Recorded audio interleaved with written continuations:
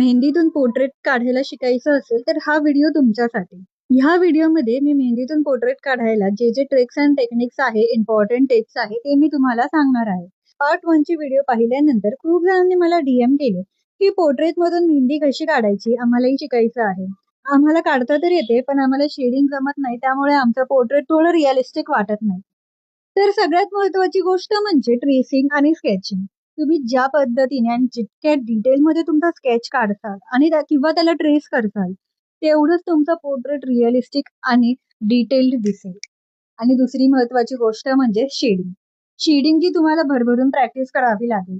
आणि शेडिंगची प्रॅक्टिस करताना तुम्हाला तुमच्या हातांवर खूप कंट्रोल करावा लागेल. ज्या पद्धतीने तुम्हाला कोनवर प्रेशर अप्लाय करायचा आहे, त्याची तुम्हाला जास्त प्रॅक्टिस करावी लागेल. कुठे जास्त प्रेशर द्यायचा आहे, थिक लाईन्सला, थिन लाईन्सला कमी प्रेशर देऊन करायचा आहे, किंवा एकच स्ट्रोक प्रेशर मधून स्टार्ट करून पुढे जाऊन ती थिन न्यायची.